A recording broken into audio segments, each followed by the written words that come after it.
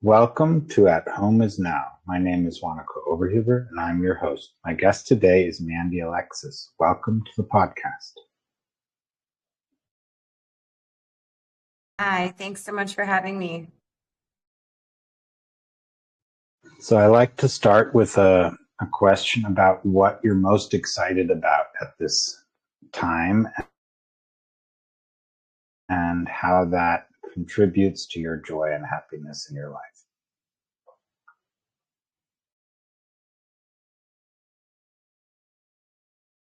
Okay, so what am I most happy about right now?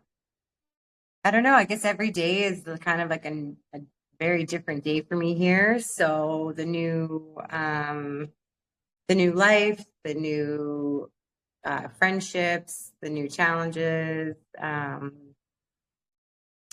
just also still learning about this new chapter for me. So all the nuance of like kind of rediscovering life again is exciting.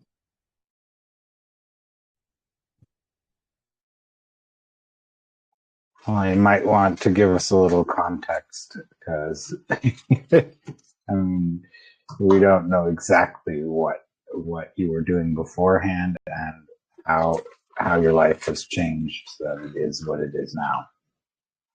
Hmm. Okay, so I mean, we could go back many years, but it's changed a lot in the last, I guess, like 6 years from before I was addicted to cocaine for 16 years. And then once I got through like the recovery part, I decided to move to Central America. So for the last 3.5 years or so, I've been like to Costa Rica and then Nicaragua, Panama. Now I'm back in Nicaragua. And then, I kind of was like, thought, oh, I'm clear. And then I realized there was a lot of like deeper work that I needed to do to really feel good in my body and comfortable in my body and, clear in my mind. And throughout that time of like trying to just find out the new version of how I was going to live, living in these different countries kind of brought other challenges and different human experiences like a nervous system breakdown and a depression. So each phase has like kind of opened my mind and my experience to more of like the human experience and also like a spiritual experience. And I'm now in a phase where I feel more grounded and settled and just more clear headed and really have the time to understand who I am now as someone who's not an addict anymore.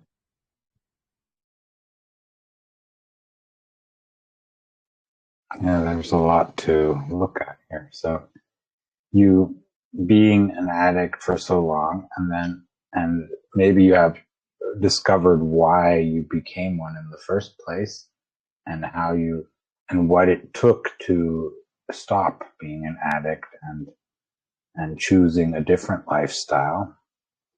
Maybe you'd like to share a little bit about those processes that led to your living this life in which you're no longer labeling yourself as an addict and not in the act of using something that is addictive in your life. Yeah, so I mean there was many layers to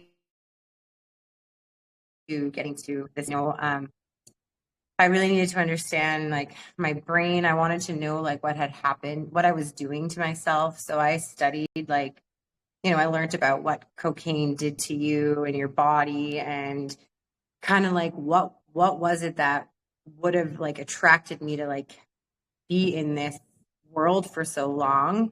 And knowing like now what I know about like traumas and stuff, I could see that it would have been a great escape to not have to deal with any like deeper emotions or deeper things that would have happened in my childhood or my teen years and things like that, right? In that time when I like started, I definitely would have just been like, oh, it's just for fun, but knowing what I know now, I can see that it was like for an escape. And then it got to the point where it was like I could feel it was like a destroying my brain. And there was moments where I didn't even want to be home by myself with myself. So I would start using alone, right? So it wasn't even part of the party anymore. It was just to get me through not having to deal with the pain or the thoughts or the uncomfortableness that I felt, so I did a lot of work around my trauma. I did like around generational trauma, around energy healing, and just really lightened up all of the stagnant stuff that had been stored in my mind, body, and soul.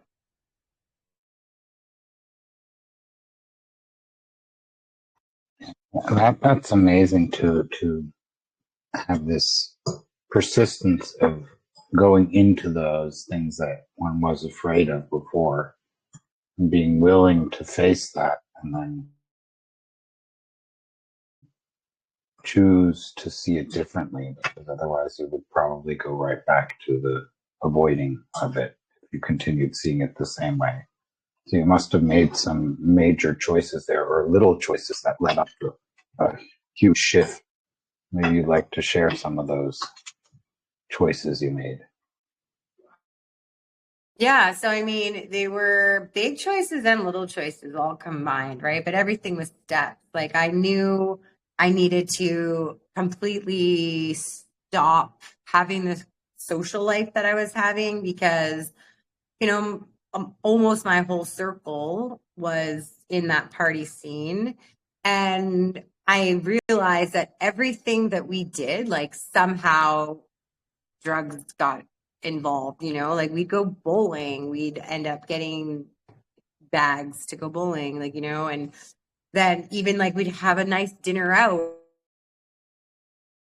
and then, coupled in like, an after dinner shot and then, oh, we're going to party now. And like, it was like everything somehow was intertwined with getting drunk and high. So I really had to really stop doing stuff for a long time. I had a couple close friends that weren't in that circle. So we would, go for car rides or go for ice cream or go for walks or just like hang out on the couch. But it was a while until I could kind of like be in that scene again without like getting the trigger to like want to partake in that scene, like even when it came to drinking, right?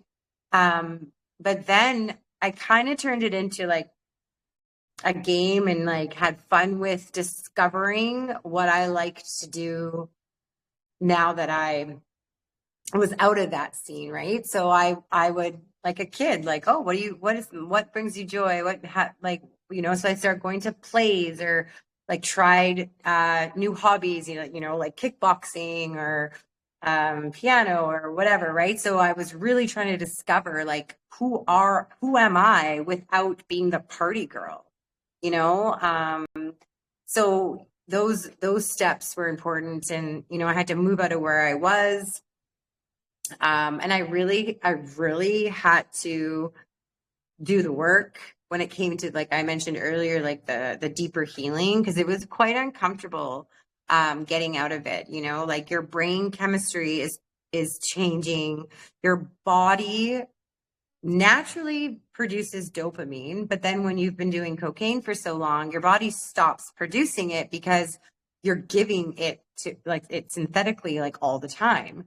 So like, there was a portion where my body was kind of going through this like when it was going through detox, but it was like a lot of emotions because my body stopped producing that, yet I wasn't getting it anymore from this drug, right? So it was an intense time, but I was very determined to have a new life, to I could feel that there was more to living than just, doing drugs and partying all the time. And it's important to have people who can support you and during that time. So, for me, I had some close friends. It's also, important to find a sponsor if you need to, if you can't take that route. But it's little steps, but big steps in your own pace, finding what you can bring into your life that doesn't involve that world anymore.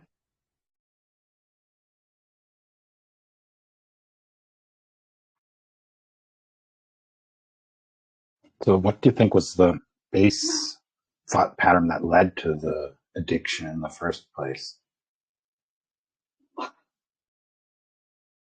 Okay, so what would have led to it? I mean, I started smoking weed when I was 12. And so then, like, that kind of grew quite quickly into other drugs. Like, by 13, 14, we were already drinking and doing mushrooms and acid. And then 15, we were doing ecstasy. And I think it was just the progression, and then by 19, I'm at the bars and like I was working in restaurants. And so cocaine was very available. And I thought to myself, like, honestly, I always thought I'd just be able to stop when I wanted to stop. So I didn't even really realize I was like fully addicted until I wanted to get out of it, because I was very functioning. Like, I still was going to, I was taking college classes, holding down a job. Like, I worked full time. I opened a business. I was volunteering. So my outer world was still very functioning. It's just my inner world was decaying and I was suffering. And when I noticed changes within myself that I didn't like how my brain operated, or that, like I had mentioned before, that I was starting to do this drug by myself, was when I was like, okay, I need to start like getting out of this life. And it did take a few tries. Like, I did try and then I'd stumble back in, but I knew I wanted it. But I think because I didn't believe that I could get addicted, I didn't like think about not even going down that path. Does that make sense? Like, it was like, at first it was just all for fun. And then before I knew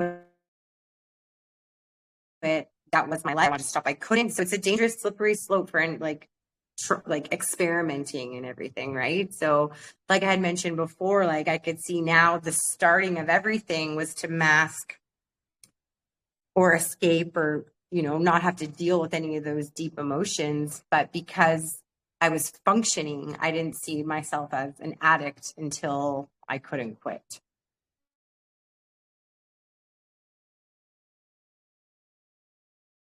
Yeah, I think that's a typical thing that people function for a while, even though they're on drugs a lot, and then at some point they realize they wouldn't be able to continue functioning for much longer, even if even if so independent of that, something needs to shift, right? And of course, it's a very healthy decision to let go of the addiction, of course, first, and then start letting go of the issues that are behind it, right? Because, yeah, and also the habits, of course. Yeah, it's definitely, I think for a lot of people, like you said, it's, you don't even know until it's kind of too late. And it is a challenge to get out of any addiction, like even alcoholism, like, even shopping, food addictions. Like, we get into these worlds that, aren't the best for us. And then we sometimes get lost and can't find our way out. But I do know, and I do believe that if someone wants to like take another path, then it is more than possible for everyone, if they're willing to get through that uncomfortable part.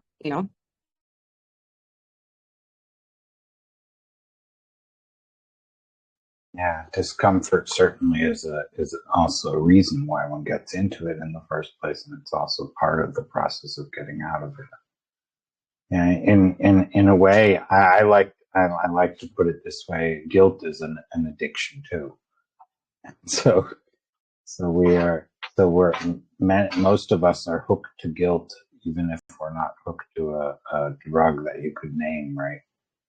And so it's a very painful process in the sense that you need to let go of that idea that you are bad, you are evil, you're not good enough, you're this and that, all these types of thoughts. But I don't know if that's the type of thoughts you were going through, or whether it were other ones that you had to dismiss and reject and say no, they're not true, right? In order to feel more alive and more willing to make your own choices rather than being hooked to something that pushes choices in a certain direction that you actually start feeling uncomfortable with at some point. Well, our mind like is, it's meant to help us, but it can also be our worst enemy in a way. Like it wants to keep us safe, and so it tells us these stories that were familiar to us, right? So things we may have heard when we were younger, or from other kids as we're growing up and stuff. And I know, like, I mean, I grew up with like alcoholism in my family, and a lot of anger, and I could see, like sometimes I was very mean things were said to me as a child, right? And so it's like I could all that leading to my wanting to be in this other world when it came to doing all these different drugs, like, because it takes you to like a euphoric state, and um yeah, you just kind of just you don't you're not yeah, you don't have to deal with the reality of what's happening inside, except the problem is eventually it just makes it way worse, like everything.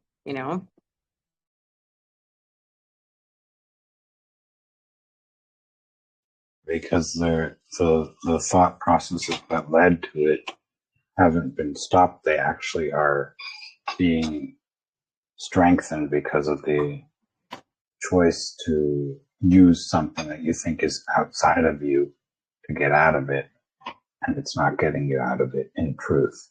It's only, I don't know, it's from the moment you think you're safe.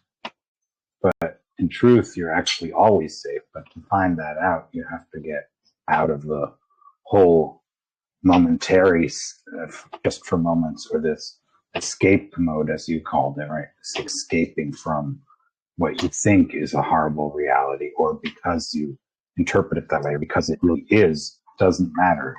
But this is, you need to face whether it's a real awful thing, or it's something that you're making up or making it into, or not knowing what to do with.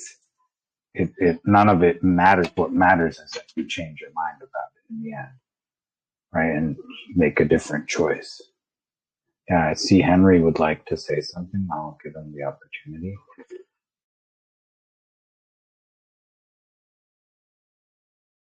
Go ahead, Henry.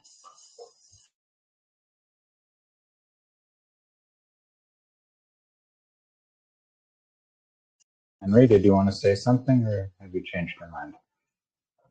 No, I didn't change my mind. Am I now audible? Audible? Okay. Um, Mandy, when Wanako asked you the question, why did you start with the drugs? I I was listening and listening and listening, and then you started with the idea. Okay, when I was 12, I started using weed, and I think the question actually comes back to uh, taking a look at why did you, with no good or bad um, labels on it, just trying to come back and look carefully at why did you start using uh, this uh, this chemical called weed. And like to me, you didn't answer that, and I think in this podcast it would be really, really nice if we concentrated on that, seeing where you're coming from. I hope I didn't uh, take too much space there. Sorry if I didn't answer it properly. I thought I had touched on that, but so why I started using back then was it when I was a kid. I can put myself in that shoe, and it would be I was curious. I wanted to experiment, right? And so that was started. I was curious. I was experimenting. However, being who I am now and what I know about like trauma and how a child would try to deal with that when they weren't getting maybe the support they actually needed in it. I could see that I was actually more interested in the escape of what this could possibly do, right? So I think like in the time, I don't remember ever thinking like, oh my God, I need to leave this world I'm in. Like I want to get high. Like, but curious around what this would do to me and how it would affect me, knowing that like watching people around me, they're laughing, they're all giddy, they're like, joking with each other, like with marijuana. So then wanting to feel that. And then seeing as an adult looking down at child Mandy being like, well, why wasn't I without it? Like what was I trying to get out of me, that I couldn't feel from whatever I was going through at that time as a child, like all the pressures of the trauma around me and the fighting and the anger, and the yelling and screaming. Does that answer it better? Yeah, yeah, it does. And yeah, for me, um, yeah, it does. Thank you. Um, You're welcome. Did you have another question? So let's go further into the subject. And so the trauma from the perspective that you have now, there was trauma going on that was not addressed by people in your life, and you didn't know how to address it. And so you saw all these people who looked like they were having fun, and then you wanted to try what they were doing, right? But the question is, did you feel like it was fun when you did it? Because I've realized that when I observe people who were in these drug states, they weren't. It wasn't really funny what they were saying or what they were doing, or from the outside. So I will definitely say like when I was in it, yes, we were having fun. I mean, until I wasn't having fun with weed, like I think it was until I was like 17 or 18 that I stopped enjoying what the effects of weed was doing to me. Because then I started to feel more paranoid when I was the beginning years, like for the first 5 years or 6 years or whatever. Yeah, it was a lot of fun. And then like I did notice that when we shifted into the hallucinogenics, like the mushrooms and the acid, like I had some friends that had like intense experiences, but mine were never bad. I always liked the way I felt, and that's why I kept doing it. Right. And then with the cocaine use, like I liked the way I felt for most of the high. And then it's like, it's hard when you are trying to go to sleep and like you just want one more, but if you have one more, you're not going to be able to sleep. So that down was always hard. But then it was like, a couple days later you feel great again, and then you just do it all over again. And like I said, it wasn't until I didn't like how I felt that I wanted to stop. So it was like once the drug was like not what it was when it began, like started, I guess that's when I guess would shift to a new drug or like, you know, like want to get away from it. And I guess because it wasn't until I was like, it's not like I went from cocaine to something else. I just wanted to stop. So all the other ones went from this to that, to that, to this, to this, to that. Right. So I just, yeah. So it wasn't until every time it wasn't fun anymore, then I would change, like, so it didn't seem like a problem because I wasn't doing those other ones kind of anymore, like, once in a while, but like like I said, I was functioning and everything. And it wasn't until I saw how much this drug was destroying me that I knew I needed to get out of it. But it definitely was fun out of it.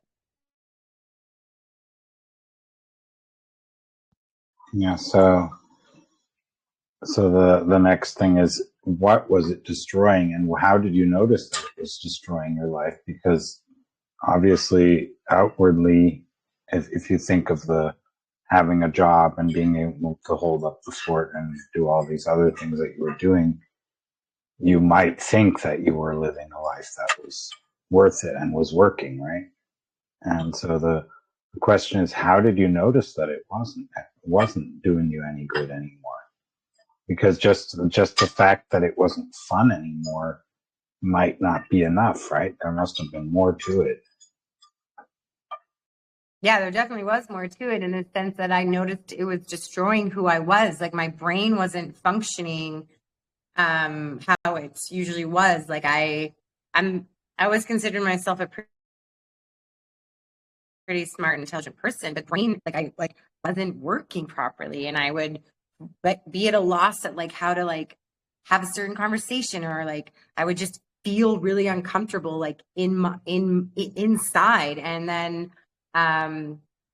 even just like I said, being home alone, I couldn't be home alone by myself very often because of how uncomfortable I felt inside. It was like, like I was like being attacked by all the darkness. And that's when I was like noticing that, it wasn't fun anymore. It wasn't good. Like I was destroying my insides. I was destroying like my soul and my heart and my mind. And, I knew, and even I could see it in some of like the way that my friendships were, where we were all, functioning users, but like, the friendships weren't as clean and as pure and as solid as they would be if we were not in that party field, because we're all functioning at a little less capacity, you know? So I noticed it in those three areas where I was like, no, this just doesn't feel right anymore. I'm destroying myself. I want better for me and for my future family if I were ever to have one, right? I could just feel it. Everything inside me was getting darker, and my brain was deteriorating literally. So that's how I notice.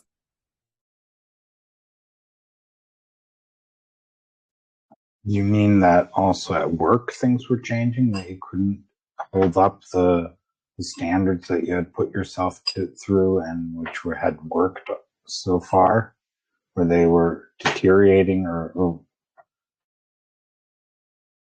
what areas was it affecting? The private area already mentioned, right? The way you felt at home and the way you felt with your friends. But that work, you haven't, maybe there was something happening there too. Yeah, like not really. Like I was still very high functioning in the work. Like I could do my job very well still. but I just felt different. And when I say like my brain was deteriorating, I mean in the sense of just like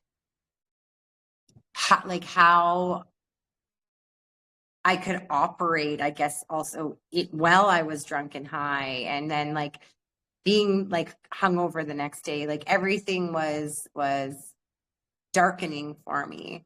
I mean, in one, like in this job particular that I was doing at the end, like I could work from home a lot. So people wouldn't even like,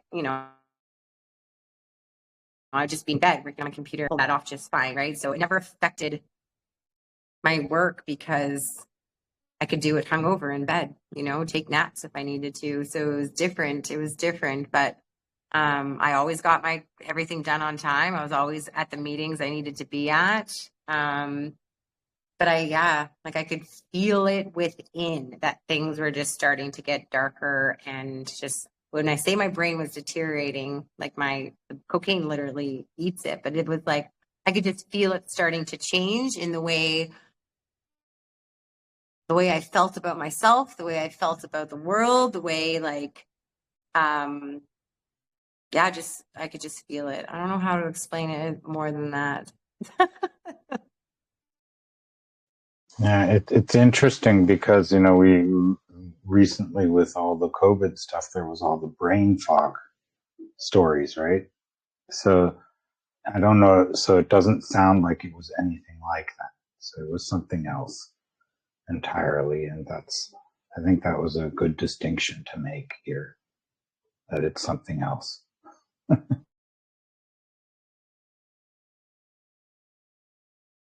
Yeah, I mean, everyone's journey is also going to be different when it comes to how deep they're into addiction or anything like depression or stress, right? And the main point is that however it's just affecting you in a negative way or a way that you don't want it to, it's knowing that there is a way out to be able to feel healthier, be more connected, to release the stuff that that's keeping you in this like maybe fight or flight or depression state. But it really starts with getting to know yourself. Like I did a lot of research on how humans operate, and then watched my patterns, watched my thoughts, and regulated my systems on a daily basis. But the thing is then once you start doing that, then it just becomes who you are, where you feel yourself getting a little like anxiety or like dipping a little bit. And then you already have the tools to help yourself get more balanced, or what kind of questions to ask yourself, or which thoughts are just not helpful, and that the ones they don't dominate anymore. Like my negative thoughts used to be way louder. Now they're just there. Like I hear them, but I'm like, nah, not today. Like,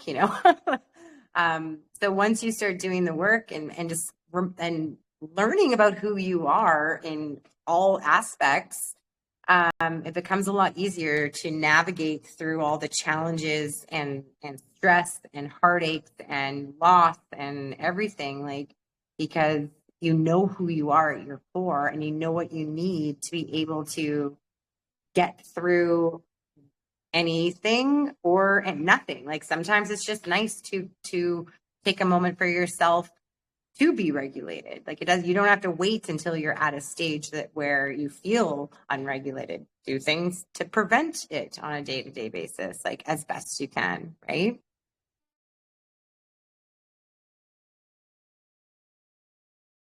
Yeah, so maybe you'd like to give some examples of the questions you would ask yourself to return to more calm and saner ways of seeing things. Yeah, I mean, so one thing with the thoughts is like you ask yourself, like, is this thought serving me? Like, no, it's not. Okay, well, I appreciate you being there, and then dismiss it, okay, and then like find a new thought that is serving you, right? Because recognizing the thought is actually helpful enough, like where you just notice it and then you think it and then let it go, right? That's been very powerful without trying to fight it. You're not fighting it. You're not like getting mad with the mad. You're just recognizing, releasing. One thing that's like super simple, everyday thing where really helps regulate your nervous system is humming.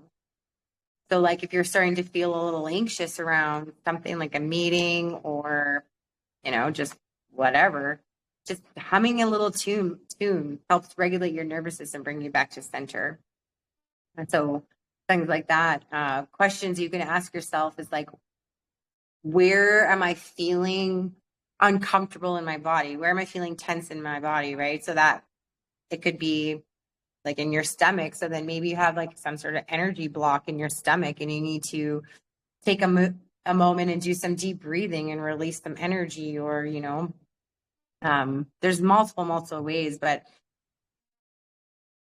getting to know yourself first helps. And by asking these questions and understanding how we operate, it will be easier to be able to know which questions to ask in which moments, right? So I'm actually have a journey inward program that I do where it actually goes through all the different aspects of being human and as part, and also part of your soul, and really giving people the knowledge and the tools to help them reconnect with themselves on like every layer. And it's been super beneficial.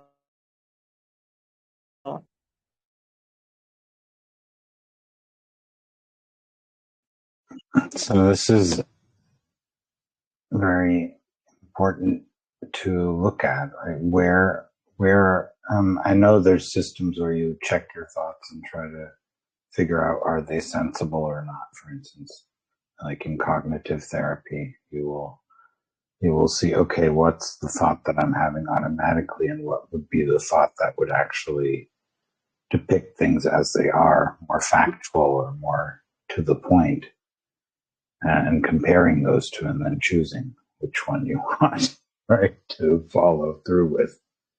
Instead of judging, it's more like reformulating what's going on, right, more rationally than you were before. And not, so it's a very interesting thing, yeah, of course. Also, the methods like humming, yeah, that sounds good. Yeah, just hum a tune and lift your spirits. Yeah, sure. Yeah, there's so many, right? And journaling your thoughts out just so that you have a place to like release it is helpful too. And then you also get to see like what you're thinking and what's going on inside you, right? I mean, just because I've done all this research and work on myself, it doesn't mean I don't have days where I still cry for 2 hours or I get angry and I want to scream into a pillow. Like, we're human. We're always going to have all the emotions, but it's now I like can understand why I do and what would help me to like feel better faster without it being drugs. Like, so like there's so many tools like just right inside of us that I've discovered in my journey of being human.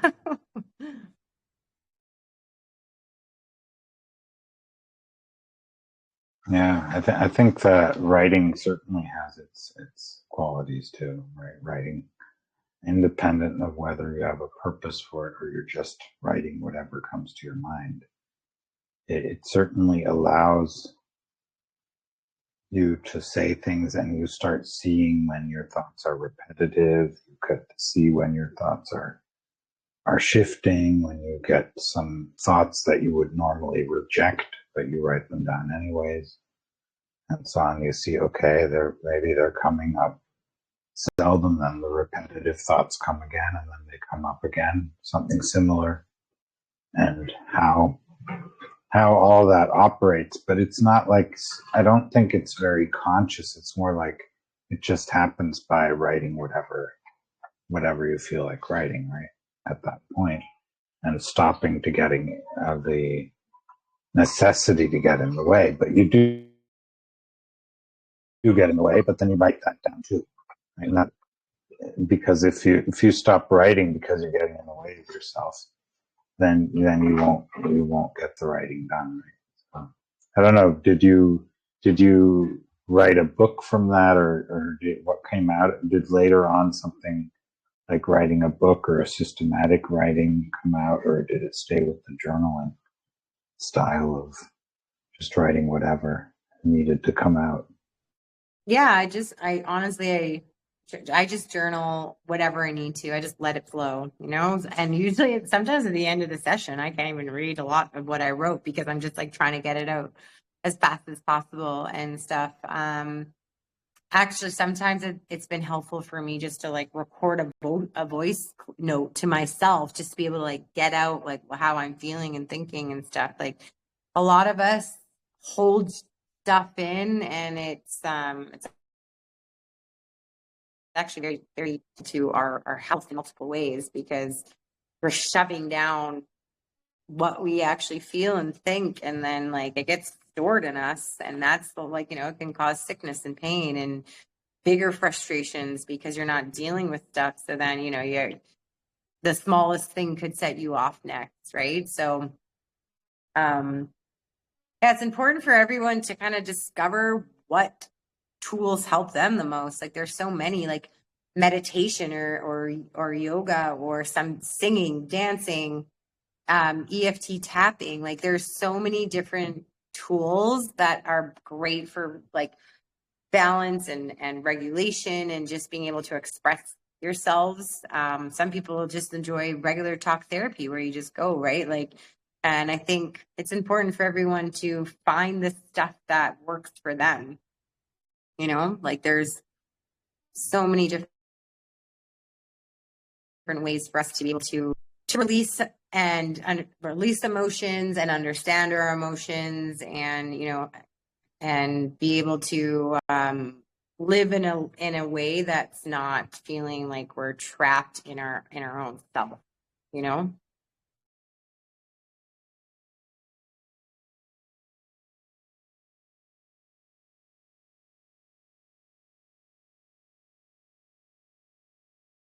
You said at some point that this was a spiritual journey. Now, what did you mean by that? Because this all sounds a lot of like psychological inner work of psychological issues. Did you have some style of revelation or visions or insights that were which one usually associates with a spiritual journey or a spiritual awakening, or have do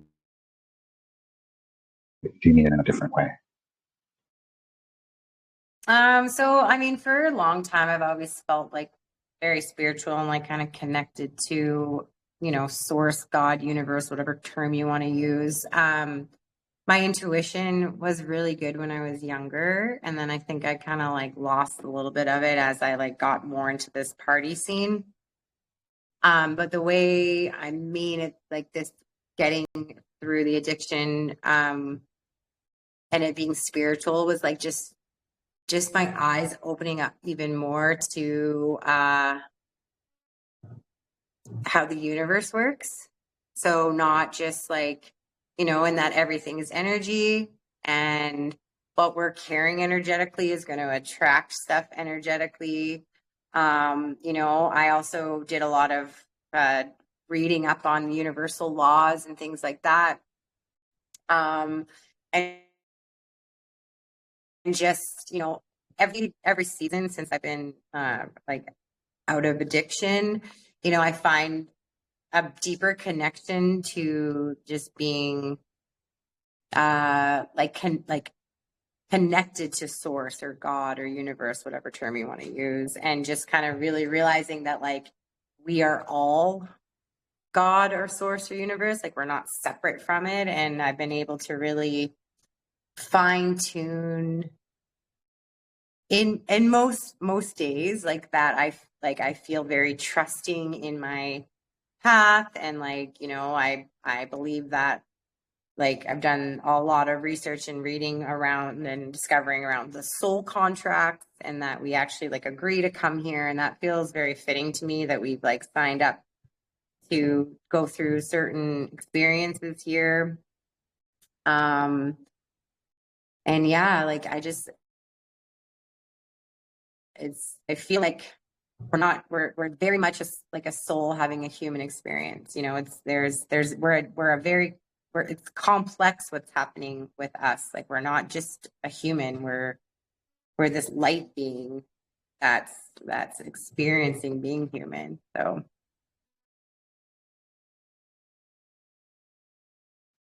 And in A Course in Miracles, it says, "I'm not a body. I am free. I am just as God created me." Do you have anything that you'd like to say about that? can you repeat the saying? I only caught half of it. I am not a body. I am free. I am just as God created me. Yeah. So, I mean, we all are God's creatures and we're perfect the way we are, right? But then we come in here being all pure and as we were meant to be created. And then I I believe that we come here and kind of forget all that so that we can remember. So we're supposed to remember that we are just as we're meant to be, but we get all this noise along the way for the human part, right? Like, so yeah, I don't know. It's a very nice quote. In A Course in Miracles, it says, "The world came about because we forgot to laugh," or because of a thought of separation. You could also put it.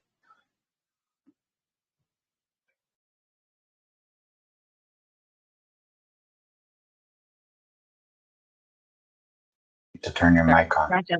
Yeah, so I was saying like I do feel like we're all connected, and if you look at like how Earth is, like the world, and how we are, like you know, they say like you can see the lines in our hands or the circle or the thumbprint is the same ring as like the tree ring, you know, and our lungs are the same shape as and I can't remember like but you don't like the roots or something like that. Like they show the different parts of us that are like very much connected to the same to nature and we like things very much match up. Have you seen those like have you seen anything like that before?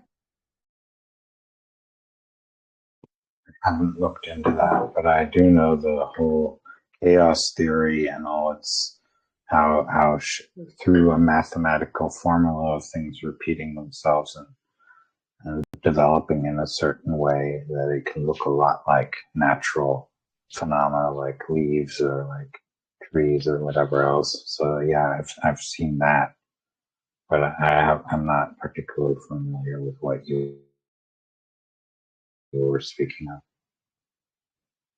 Yeah, it sounds like the same idea.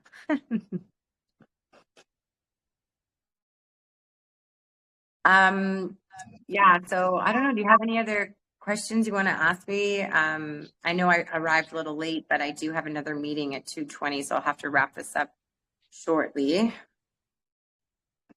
Yeah, it's coming to time to wrap it up anyway. So, so let's see. Is there any question I didn't ask you that you'd like to respond to?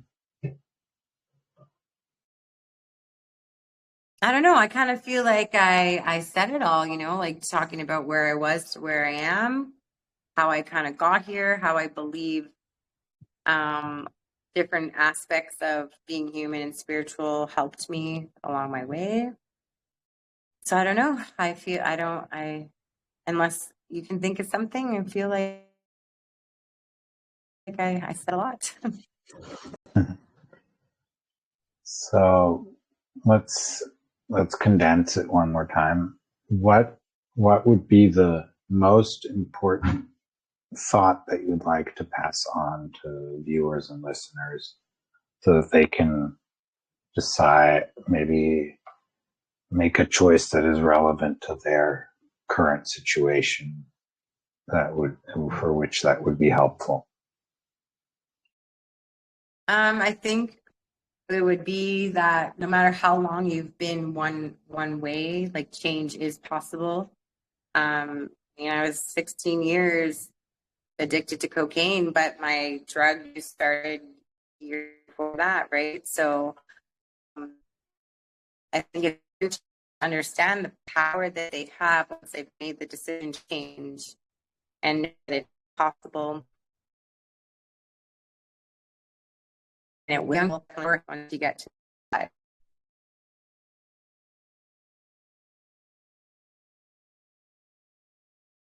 Okay, so the idea is that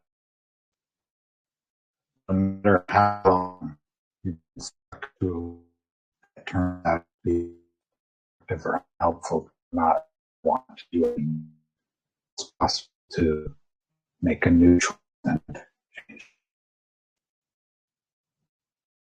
Yeah. As comfort with the that you develop and coping mechanisms that you had in place and changing those, right? Changing the way you deal with things. And that's can be painful because you're not expecting something else to work than what you worked before. Well, change is uncomfortable as your body, your mind, your everything knows what the way you're doing it. So it wants to automatically default to what you know, even if it isn't healthy. So yes, it is uncomfortable to change because it doesn't feel natural right away. And yeah, you kind of just got to like fight through that discomfort. And, when you know the way you're doing it isn't working for you because you're not happy in your life or you're unhealthy or whatever, then I just like want to let you know that yes, it's going to be uncomfortable going through that change, but that doesn't mean you're meant to stop. It's not uncomfortable because it's like, oh, okay, I'm not meant to do it. It's uncomfortable because everything your body has memorized, and now you're telling it something else, right? So it just feels unnatural. But then once you get through that uncomfortableness, then your new body, your mind, your brain, your heart, everything just knows the end, and that's the new way.